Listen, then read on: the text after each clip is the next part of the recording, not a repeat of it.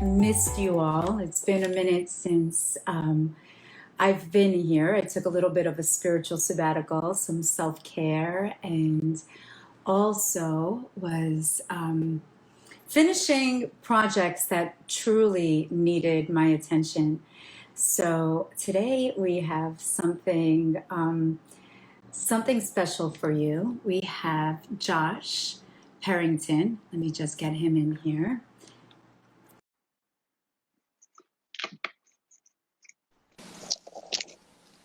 Hey, how are you? How are you, Hey Janet, Josh? how are you? Can you hear me? My Pretty Wi-Fi fantastic. was awesome. Awesome. My Wi-Fi was going a little bit crazy. I mean, nothing like yesterday when Instagram and the other apps went down, but it was definitely a wake-up call for the question still remains, are we dependent? How dependent are we on social media, right? And on Wi-Fi. Exactly. Yeah. Exactly. I knew like even, WhatsApp and Telegram and all those other communication channels weren't working either. So Oh, it was really? interesting timing. Oh my God. Well, we are Interesting timing. so stoked to have you here today. For those people that do not know you, if you could just let everyone know what it is that you do. You are a dear friend of mine and my husband's, and when from the moment that we met, it was magnetic. Just of meeting someone who's a man that meditates, that is in tune with the divine feminine, that is a father of 6 children, who's married to one of the most beautiful women that I know, Katie, and surrounded by a lot of girls. You have 5 girls and 1 boy, right? Right. Yeah. Amazing. So if you could tell people, our viewers, of what it is that your mission and your views and what it is that you do, it would be amazing. Yeah, no problem. One, I appreciate you having me on here. I think it's absolutely amazing. Our family loves and adores your family so much, and you've helped our family in more ways than, we probably even talked about, right? But intuitively, you already know that answer. And, you can tell the generational healing that has taken place even from our talks, and that's one of the things that I really hope that the listeners or the viewers on Sacred Uproar page or even my personal page hopefully see in you as well, that they would want to reach out and connect with you because you've done some amazing things for us. And, you've told us some things about past lives and genetic coding that I didn't know, right? And so as I started learning that with our kids, I could see it play out. And it's just, it's helped me parent them a lot better, and a little bit more, empathetically, I guess you would say. So it's been amazing. So seriously, truthfully, thank you Thank for you. everything that you've done for us. No, thank you. But It's yeah, it's an honor, and truly, the work that I do, the work that you do, it's all heart-based centered work. And years ago, it wouldn't have, I never thought it would be accepted. And this is why, the work that you do right now, it's being very comfortable of being visible. This is what you and I had a conversation about, because as a young child myself, like I had to become invisible because of all the four clairs and being able to see and feel and hear different energy, and really being an empath, being so sensitive. I couldn't comprehend why of what I was seeing. Hi, Mariama. Um, of what I was seeing and what I was feeling was different than what the words that people were articulating. So I didn't know what was real and what wasn't real, because are my feelings real or what they're saying is real? So it's really, like this morning, like I was telling you, I had an aha moment where I realized that many young boys, young girls, young children, they lose their identity at almost like at age 3 and 4, where they think, if I'm trying to behave in a certain way, but perhaps love is conditional. If I behave in this way, maybe I'll receive something in return because they're trying to get their parents' attention or their caretakers' attention. And what I realized was of the patterning that we have adopted or adapted to ourselves of the way that our parents behaved, our caretakers behaved, and it was a means of survival. And it only happens if, we have an awakening, perhaps, an aha moment in our life where we realize we are more than just the role that we were playing to be accepted. And when I met you, you were totally, there were no judgments at all, but I'm like, wow, he's a Marine veteran. Like, this guy is, badass. And then you're like, oh, I was just practicing yoga. And I'm like, what? And it's just beautiful how you're comfortable in just being you. So if you could just speak about that quest and of your own discovery, and so you can inspire everybody. You inspired me and my family, Oh, that's amazing. Yeah, I mean, it wasn't always that way, right? Yeah. I came out of high school, joined the Marine Corps immediately, and then for 8 years of my life, I was full-time active duty Marine, and it was beautiful. It was one of the most wonderful times of my life, and we talk about masculine and feminine energy. That was a very masculine time in my life, not because a man does military work. It was more so because that's how warriors are built, right? Like, in that masculine energy is all about action and doing and really, kind of establishing control and being that warrior, being that fighter for the things that you care about. Well, in that time, you're not really taught to essentially be yourself, right? You're taught to kind of follow orders and do your thing. And I was very much happy to do that during that period of my time. And after I got out, I needed some, what I call like ground floor breaking events to happen in my life that would, slam me back down to essentially reality, right? And those dark nights, or whatever you want to call them, all happened in the most perfect time that, I wanted to give up right during that time. But as I now look back on it, it was just such a beautiful experience because it broke me down to a point that made me open to the idea of having my own identity, right? Like being my own self. And Katie, my wife, was a huge catalyst in that, pushing me out the door to go to retreats, to go to healing retreats, all those type of things. And I will tell you, I've had lots of conversations with wives, lots of conversations with husbands. It is okay to send your husband or your wife out the door for retreats because they need that time to go and really oftentimes discover who the heck they are on the inside. And, during those retreats is when I started figuring out who I was. And the person I am today is not the same person I was even 3 months ago because, you're always integrating the masculine or the feminine energy in your life. And for me, it was all about, I needed to relinquish some control. I needed to stop trying to control every aspect of my life, relinquish the control, let go, and actually have some joy in the flow of the universe, right? As things flow to us, we can, we can accept those. And it helps us to kind of live more in the moment. And, what I was doing was probably what a lot of people were doing, which was not living in the moment, right? Like, we're always either Correct. in the future or we're always in the past. We're regretting whatever happened back here, and we're looking to what could possibly happen in the future, and we don't really spend that time in the present. So I will say one of the things that definitely dramatically shifted my life for me was finding ways to be present and in the moment. And meditation, yoga, all those things do that for us.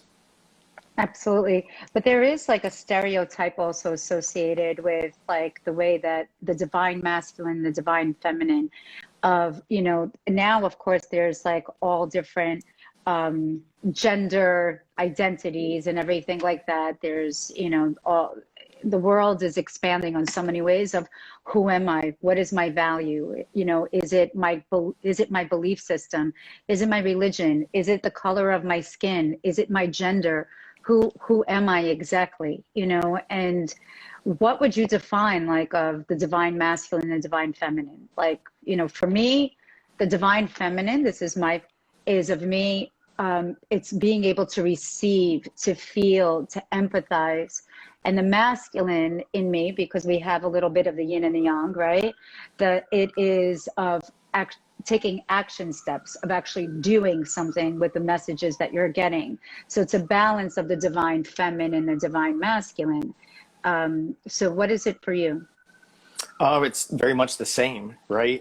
I look at it in terms of, if you look at your Instagram feed right now, right? Or anybody looks at their Instagram feeds, they may follow a Gary Vee or like a Grant Cardone or some of those people who are absolutely in their masculine, right? Gary Vee's a little bit different, but he's Grant Russian Cardone, like me. He is, yeah. And he's both amazing. I love him. In fact, it was funny. I was in the store the other day buying a birthday present for my daughter, and the kid behind the counter was like, "You remind me so much of Gary Vee," because I was pouring life into him. He was like, "I don't know if I'm going to go to college anymore. I'm flunking out." And anyway, it was probably one of the best compliments I could have received, right? But Grant Cardone and those guys are fantastic in their own worlds, right? Like they're very much in their masculine.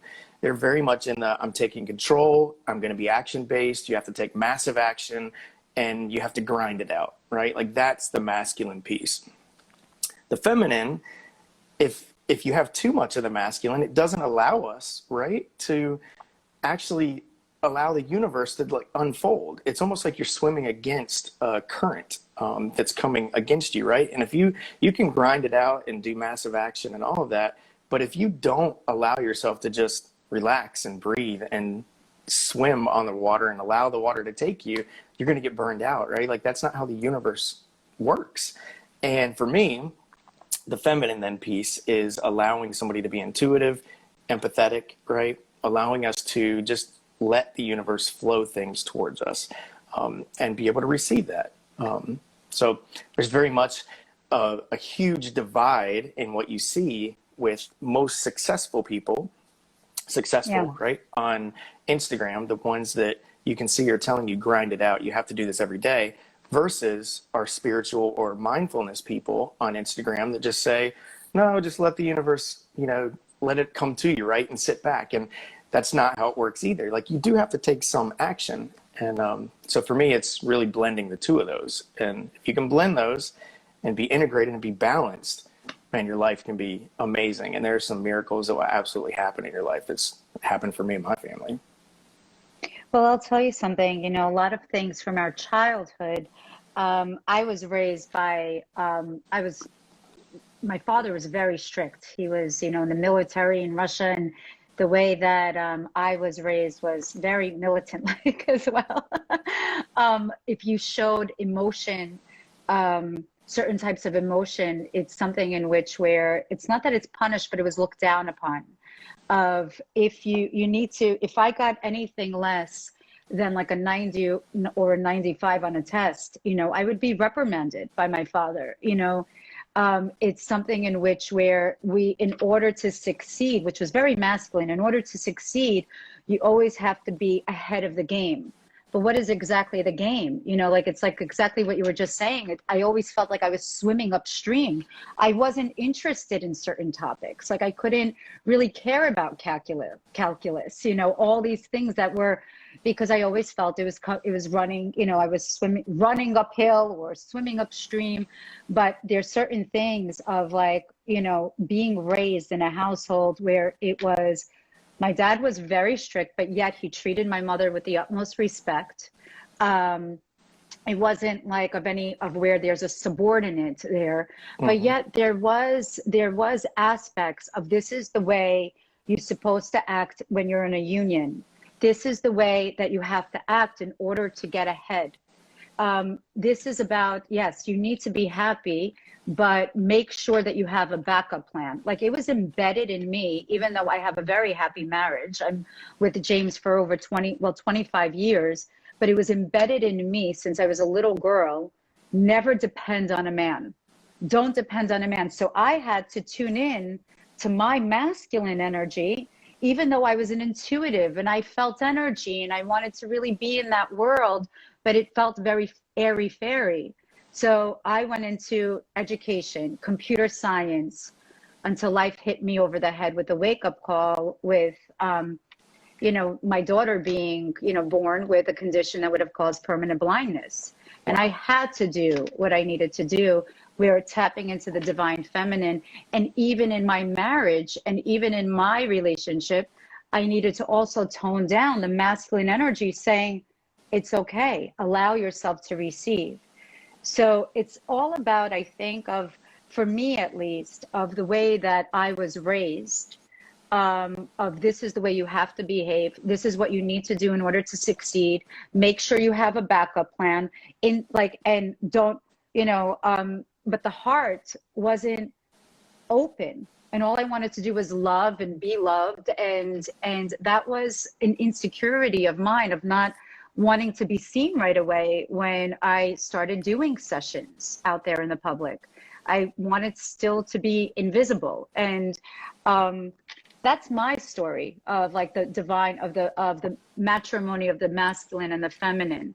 It only took great spiritual maturation in order to integrate those, and a lot of acceptance from the past of the harshness of the disciplinary acts that my parents or my father, or of the way that I thought I had to behave as a woman to succeed. That's speaking from a woman's point of view. I totally get that. No, and I see that very much. And, from the man's point of view, like we don't open our hearts, right? So you were saying that you wanted to be able to, have it open, but it felt airy and all these things because you had the masculine telling you, no, you need to kind of shut that piece down and make sure you're taking care of yourself. And it wasn't until, it was probably about 3 years ago, I guess, maybe it was 4, I went on a Peru trip with one of my friends, Claire, and you've met Claire, I think. Yeah, Claire, yes. And again, that was direction of my wife, right? Like she started that trend of pushing me out the door essentially to go do some of these retreats because she saw what I needed. And anyway, so I go to Peru for 10 days and I start the process of cracking open that heart chakra, right? And it was really interesting because I didn't think that I needed anything like that. I was a very loving person. I show love very easily to people. I'm very giving, right?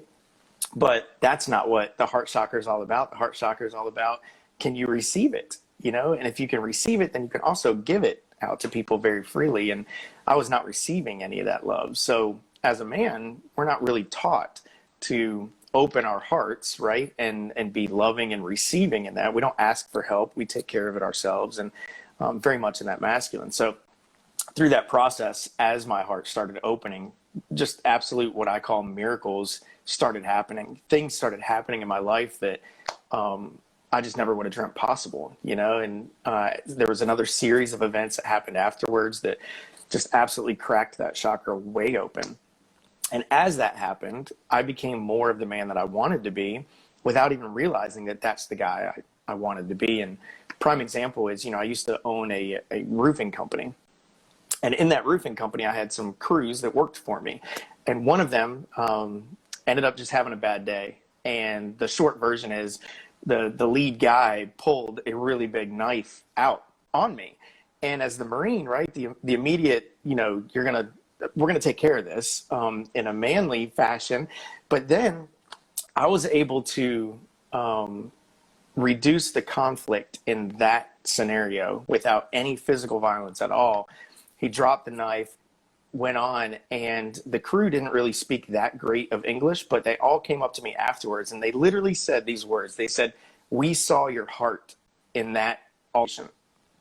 And it was in that moment that I realized, like, there's something to this. We have to like realize that there's things that happen in other people's lives. Like right now, right? Like we're in one of the most polarized times in our society, right? And there are people that are willing to go and physically fight people because of certain ideals that are in other people's heads, right? And we all know what those are, whether it's we're talking jabs or other things that are happening with them. Yeah.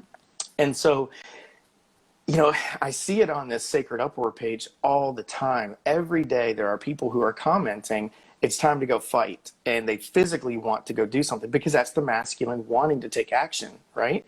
But warrior, yeah. It's the warrior. And I don't knock that, right? Like I come from that bloodline as well. We all do.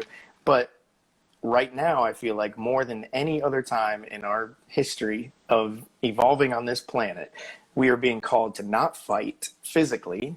We are called to fight with our hearts and really do the inner work and be empathetic to the people who don't understand right now. And it's the first time in my life that I ever really started to maybe catch a glimpse of what Martin Luther King would have said, or what, you know, Gandhi would have said about, we don't have to physically fight people, right? Like, we're allowed to open our hearts and be in a space of full contentment and be able to be seen, right, and heard in a way that is not confrontational. And right now, your neighbors and my neighbors, they all need that. They need that little person that was 3 and 4 years old that got injected into their mind that they needed to act a certain way. So they're acting out of fear right now. They need that little 3 or 4 year old inside their body to be loved and heard and empathized with right now. And so for me, it's been life shifting when I view these people who are having these massive arguments on, you know, social media or even in person, right? I just view them as, we're all little kids. And Exactly. so, you know, we all have heart chakras that need work. Absolutely. Absolutely. And the most important thing is like that love for yourself, that acceptance for yourself. Like you were mentioning how not being in the moment, it'll take you off. It's not the game. It's take you off of your true identity. You know, when we're thinking about what was, and we keep on replaying, what happens, that replaying actually ends up being a patterning. You know how they say, change your mind, change your world, change your thoughts, change your world. And I don't believe in that, actually. For me, it's more than just that, the thoughts and your mindset. It actually is a pattern. It's certain things that we saw and we adopted and adapted as our own. And that pattern is always in the background as some background music that is, it is the macrocosm that is kind of guiding us. And even though we're there in meditation or we're doing certain things and we're wondering, how come the world in front of me, my field of reality, isn't changing? How come I'm not being accepted in the way that I want to be accepted, in the way I accept others? Well, perhaps the pattern of what we've adopted has been, you know, so embedded in our subconscious that it's a program that keeps on running without us even knowing. So it's change your pattern, change your world. I mean, just like the same subconscious pattern that is running like our heartbeat, our heart chakra, you know, our you know, the flow of our, when we're eating our food, our digestive system, the same patterning of our identity of who we are and the way that we show up. I mean, I live in New York, and September 11th, like I was here when it happened. And for quite some time, people were so kind to one another. They were helping each other out for all the people that were volunteering. Other people were, civilians were making meals for others. They were welcoming in their home. There wasn't a sense of separatism at all. And how quickly we forget, you know, of our humanness, of our soul, of this, and especially now with the vax, the unvax, the, you know, and all of these movements of the BLM movement. And I'm not getting into politics at all, but of wanting to be heard. And what it is about the love, just wanting to be loved and being, like I said, visible. Because all of our shadows of what if I don't get accepted? What if someone doesn't, what if I get rejected? It pushes us aside of not being visible. It's that 3 or 4 year old little child that like, well, maybe if I stay invisible, then no one's going to ostracize me.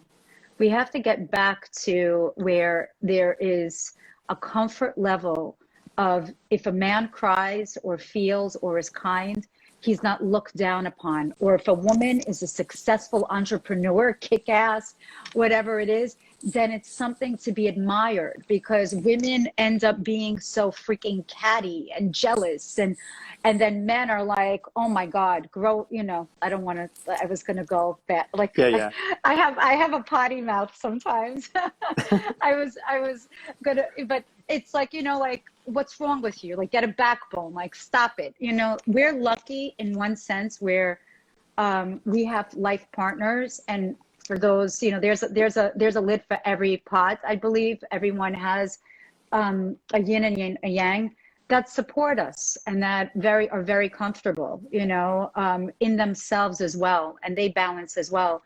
But it's not like that from day one. It's a learning process, and just being kinder doesn't make you weaker. Just being accepting for somebody else doesn't make you, you know, rigid and unapproachable. So what advice would you give to people that are, you know, in that limbo stage? Like, especially now, it's like we're in the month of Libra, actually, which is about beauty, about healing the heart chakra.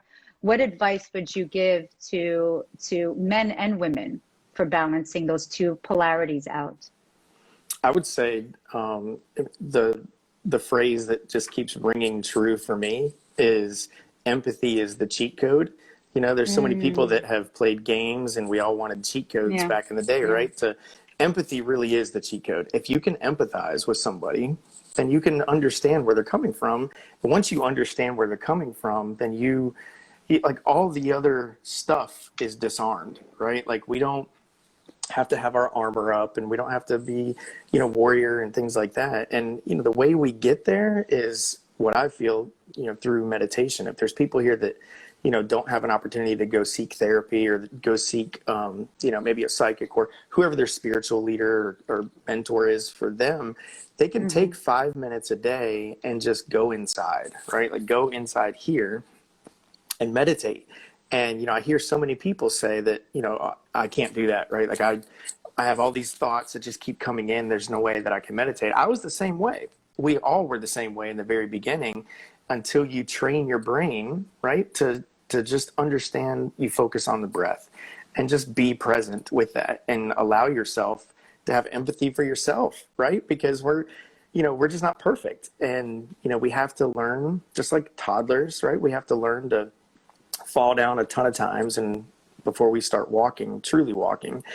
And meditation is the same way. Meditation allows us to go inside. It's different from prayer in the sense that in prayer, we're trying to have a true conversation, right? And either show appreciation and gratitude, or we're asking for some help, right, in prayer. Meditation is different in the sense that we're really truly trying not to think about anything. We're trying to get rid of all this stuff. It's like you literally turning off your phone and resetting it. And we all talked about, you know, how interesting it was that Facebook was down yesterday, but it was also kind of nice, right? That we couldn't log in.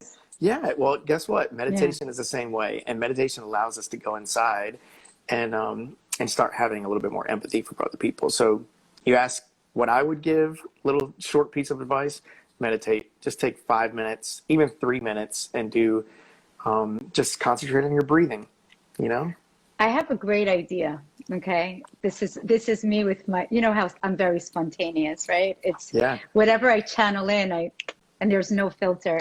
So meditation is of receiving, you know, and the only way that we could receive is in between the inhale and exhale. That is like the answers of expanding that void of the inhale and exhale. Prayer, I pray every day, you know, since I was a young child. Prayer is it's not just asking, it's in gratitude with, you know, our protection and everything. So it's almost like that's an output, and meditation is an input. So it's this beautiful energy between you and the creator, or whatever it is that you believe in. How about this? What do you say? Let me just get into my lotus pose. It's funny, you're asking me for my opinion, but you're already doing it. So I get it. Well, I am intuitive, and you already said yes to it. Okay. And this is something that we didn't plan at all. And I know it's at 11:31. So why don't I'll go into the induction, and then you lead people into a meditation. So I'll do the induction part. So we'll do a yin and yang, a divine feminine and masculine meditation. What do you think? 1 second. Yeah, I think it's okay. I want to make sure the kids aren't in here real quick. So they just walk in the door. He has 6 kids, everyone. 6 kids, you know? Okay, I think we're good. Okay. So I tell you what, to lead them through a meditation. We'll do like a really quick, like a 2 or 3 minute exercise of just to let them know what's going to happen, right? And there's a program called NLP. If people are not familiar with it, it's called neuro linguistic programming. What I'll do is I'll just lead you through really quick an experience of you leaving your body and coming back into it and allowing yourself to just feel those effects of not having any fear, right? Beautiful. So I'll do the first part, and then as soon as we get down to the feet, then you'll take over. Okay. All right. Amazing. This is beautiful. Thank you so much. Unplanned. Yeah, let's do it. Yeah, this is actually all unplanned, just speaking from the heart. So for those that are meditating for the first time or just joining us for the first time, I'm Janet Namaste, and we have Josh Perrington from Sacred Uproar here. And we're just going to lead you on a brief journey to the heart and to your breath and deep relaxation. So even if you've never had experience in meditation, or you're uncomfortable in sitting still for a few minutes, just listen to the sound of our voice with your eyes closed and just really concentrate on your breath. It doesn't matter if you're an avid meditator or this is your first time. So just briefly close your eyes for just one moment, everyone. And with your eyes closed, bring your awareness to the top of your head. And just ask yourself, does my head feel heavy or light or loose? And visualize above your head the most beautiful radiant light.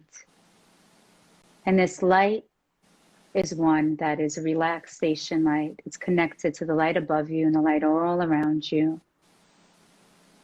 And this beautiful light connects into the top of your head, relaxing the left and the right brain hemispheres. And with your eyes closed, breathing in the energy of unconditional love, of joy, happiness, trust, and understanding. And as you exhale out anything that no longer serves you, any thoughts that have been weighing on you. Allow it to drop down, almost like that it's on a cloud. Put all of your worries and fears on a cloud, and the wind just takes it away. And with this beautiful light, it cascades down your jaw and gently unclench your teeth and allow your neck and your shoulders to relax. Just let your shoulders drop down from gravity. Breathe the way you're breathing. Feel the way you're feeling. Allow the beautiful light now to go down your throat, removing any energies of words, of unsaid words, the thoughts or untruths that no longer serve. Now allow that beautiful light to go down your back, relaxing the muscles of the top of your back, going all the way down to your tailbone. Allow your breath to be deep and even. As we now focus on your heart center, on your beautiful heart, balancing now the divine feminine and masculine energy, allowing that beautiful healing light to permeate in your heart space as your heart gently pumps this healing energy, relaxing energy throughout your body, allowing every fiber, every cell, every muscle and every tissue of your body to become fully relaxed. And now the light goes into your third chakra, which is your abdomen, relaxing, removing any energy of control or fear of the unknown, or of any roles that you thought you had to play. So just relax now. Allow the light to permeate through every organ as it goes down your hips and both legs, glowing beautifully in the light. Your knees, your calves, your thighs, your shins, going all the way down to your feet and your ankles, to the bottom of your feet. Relaxing your entire body now.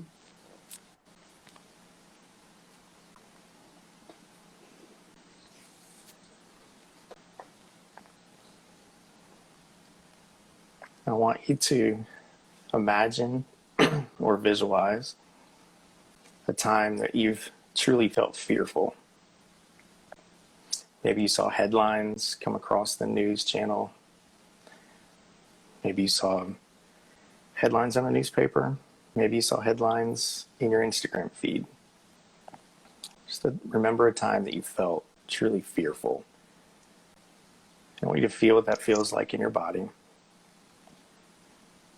When you see that scene right in front of you, feel the feelings of what that felt like to be fearful right in front of you. I want you to imagine that you have a zipper on the back of your head leading all the way down to the back of your ankles, all the way down your back. And I want you to unzip that and gently take a step backwards out of that beautiful spacesuit that we call your human body. You should be stepping backwards. You feel a little bit lighter. And as you step backwards, I want you to imagine with every breath you're taking, you're floating up just a little bit higher. Just a little bit higher. And that scene plays out still in front of you, but it's just below you. You're floating above it. And every breath you take, you're floating a little higher. You're still tethered. You're not going to float away. But you're floating much higher. Through the ceiling, through the clouds. At some point, very soon, you'll reach the stars, and you're looking down. And you can see the planet. I want you to feel that feeling of detachment. You don't have that feeling of fear that you had when that scene was right in front of you. As you're up above and you're detached, those feelings and emotions just flow through us. They're not stagnant inside of us. They're not stuck inside of us. They flow through us. I want you to open the window or the door to your chest and allow those emotions of fear, unworthiness, not being valued, to just flow through you. Much like the screen door that we have on our home. We open it on a fall day and we can feel the breeze come through, but it doesn't stay there. It just flows through. Just feel the feelings of detachment and how much better it feels when that fear is not stuck to us. I want you to gently start floating back down towards your body. And soon you'll still be above your body. You'll see it play out right in front of you. I want you to remember all those emotions just flowing through you. They're not stuck to you. Those emotions are not you. They're just amazing moments of experience that we get to have. Now I want you to take that scene that's playing out in front of you and I want you to make it smaller. Shrink it down. I want you to make it really big right in front of you. Much larger. Keep going larger just so you know that you're in control of all of this. Now shrink it back down. I want you to shrink it and shrink it and shrink it. So it's about the size of an ant. Really small. Now, When it's that size, I want you to float gently right back into your body. Zip yourself back up, snug inside your spacesuit. And you can see how small that scene is in front of you. Remember to open the door to your chest. If you're still feeling any of that fear, let it flow through you. I want you to gently take a step over that scene now. And I want you to see your life today feeling worthy, feeling valued, feeling loved, feeling not fearful. You're courageous, you're strong. All those feelings flowing through you. Just sit in that for a second. What does it feel like for you to feel fully loved and heard? What does it feel to feel worthy, courageous, that you have a voice and that you can be heard? At any time, you can access this state again by just closing your eyes and breathing, coming back to this state of courage and love. I'm going to count you back out from 5 to 1. And when I hit 1, you'll be fully awake and feel recharged and courageous and loved and valued. 4, gently coming back. 3, 2, when we hit 1, you're fully back and recharged, ready to go and take the rest of the day at 11:44 on the eastern coast of the United States. Back to you, Janet. And then I have my little... Yeah. That was beautiful. That was beautiful. Thank you so much. And if you want to connect with Josh, he's at Sacred Uproar on Instagram. And if you want to connect with me, I'm Janet Namaste, janet.namaste on Instagram. And every Thursday, the first Thursday of every month, I do a free offering on Zoom. And you can sign up actually on either Raw Real Talks or on Janet Namaste, where we channel in the energy of the month. So it is connecting to the energy. But from the bottom of my heart, I thank you, Josh, for being here, for your time, your space, your contribution to Raw Real Talks, your contribution to the world. You know, thank you. I love you. Thank you. Thank you. I appreciate you having me. And I appreciate all the work that you're doing for all of us. So from our family to yours, we love you like crazy. And look forward to connecting again soon. Absolutely. Absolutely. We'd love to have you back. That was amazing. Thank you. Yeah. Until next All right. time, everyone, have a fabulous Tuesday. Thank you.